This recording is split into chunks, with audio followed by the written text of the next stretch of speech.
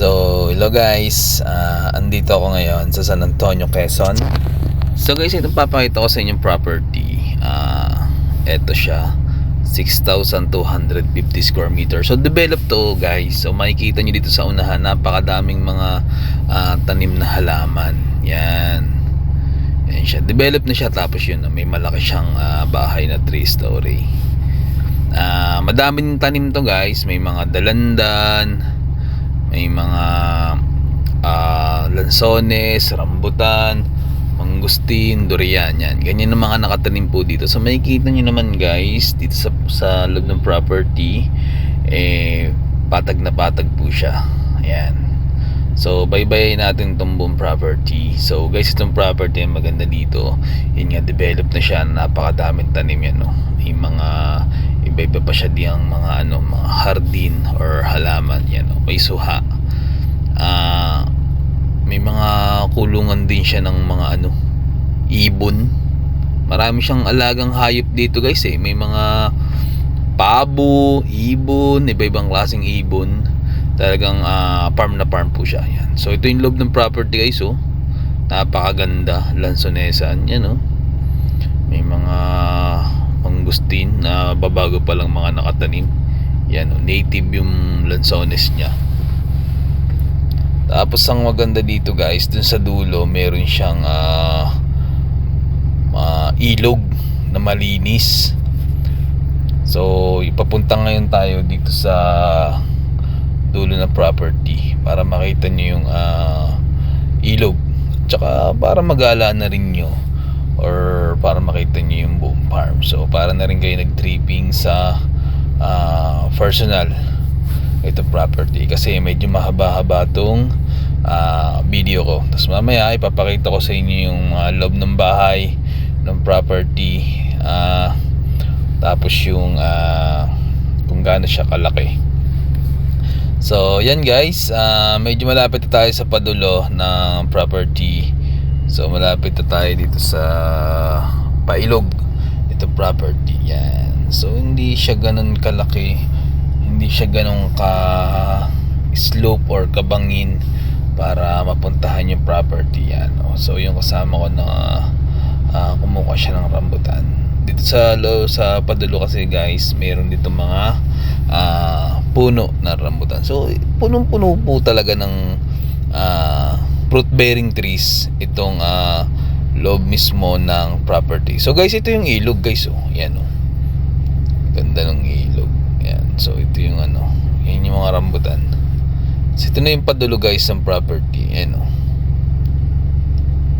Yan yung ilog guys, oh. Yan, oh. Dikit na dikit mismo sa property. Tapos malinis siya. Yan, oh. Yan yung ilog niya.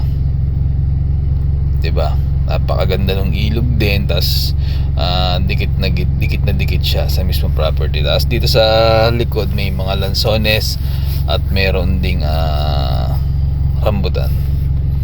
So pag-uusapan natin yung about kung gaano kalayo sa bayan. So gaano kalayo nga ba ito sa bayan guys? Kanina nag-drive kami mula bayan ng San Antonio. Halos lang po siya guys, halos 10 minutes, 5 to 10 minutes guys. Nandito po kayo sa loob mismo ng property. So malapit-lapit din po siya sa bayan ng San Antonio, Quezon. Tapos yung driving nyo naman mula Metro Manila, pagpupunta po kayo dito sa San Antonio, Quezon, nasa 2 to 3 hours lang. So mula Metro Manila mag-exit kayo ng Lipa, tapos Padre Garcia, then San Antonio, Quezon na po. Yan. So ngayon guys, pabalik tayo ng property dito sa isang side. So yan, may sili pa siyang tanim. Ganda ng sili. So makikita nyo naman guys na yung property patag po talaga. Yan, yan ang mga dalandan, gaganda ng dalandan. Mga bata pa po. So makikita nyo naman na yan, may papaya din. So punong-puno po talaga yan. Punong-puno po talaga ng tanim itong mismong property. Tapos dito may mga tinatanim silang iba-ibang halaman guys, oh. Yan. So yun yung bahay nyo. Yan guys, oh. So bago pa tong bahay guys, halos wala pang 5 taon na natatayo. So ito yung mga ibon nila guys dito na inaalagaan. Yan o. Yan. Marami pa yan guys. Puntahan natin yun dun sa may unahan. Tapos after makita nyo yung mga ibon tsaka yung mga pabo nilang inaalagaan dito, na pasukin natin tong loob mismo ng bahay. Tapos guys dito, ayan, may kubo siya. May kita nyo yung kubo. 2 kubo yan guys. Meron pa dun sa may unahan. So bali modern bahay kubo siya. Yan, may aircon. Yan. Tapos may linya ng tubig. Yan, may kita nyo, may tipil siya. May motor. Dito sa may bandang unahan na to guys, may mga alaga sila ditong hayop. Yun nga, mga pabo. Tapos mahilig sa halaman, no? Ang daming na mga nakatanim sa mga iba-ibang klaseng hardin. Yan, ito na yung medyo unahan niya. Dito sa may gilid yan, no guys, oh. Yan, ang dami niyang pabo.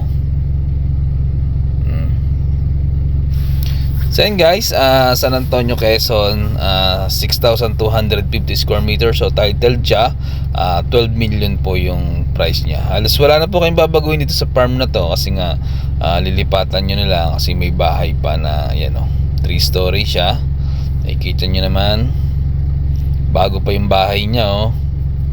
So pag nasa taas kayo dyan guys, may bundok. So kitang kita nyo yung bundok pag nasa taas kayo. So ngayon pasukin natin to guys. Ito yung loob ng bahay. Ito yung loob ng bahay. So about sa gamit guys, hindi din alam ng caretaker kung kasama ba tong mga gamit na to. Yan, makikita nyo naman sa structure ng bahay na hindi siya luma, bago po talaga. So ang ganda dito sa gagawin yung pahingahan. Yan, so once na sa Manila kayo, punta na kayo dito sa San Antonio, Quezon, napakalapit lang naman po. So yan, yung room niya. Ito yung CR niya. Yan. So yun nga guys, makikita nyo naman may linya ng kuryente, tubig. So may internet din dito sa lugar. So talagang develop na po siya. Wala na po kayong ibang gagawin kundi lipatan na lang po yung mismong property. Yan. So akit pa tayo dito sa 3rd floor nitong bahay. Yan. So yun nga, magmula bayan nasa 5 to 10 minutes lang yung biyahe nitong farm na to. Yan. So yun nga, update tayo sa gamit. So hindi alam ng caretaker kung kasama itong mga gamit na nakalagay dito. So yun yung isa pang kwarto niya. Sa mga interested dyan guys, gustong ma-view, yan yung bundok guys. Yan, may mga nakaharang lang So kitang kita yan dito guys pag nandito kayo sa lugar nito. So sa mga interested dyan guys, pwede nyo ako makontak sa Viber, WhatsApp na nasa inyong screen, para ma-set natin yung tripping nitong mismong property. So San Antonio, Quezon, 6,250 square meter. So titled po siya. So ngayon dito guys, makikita po natin yung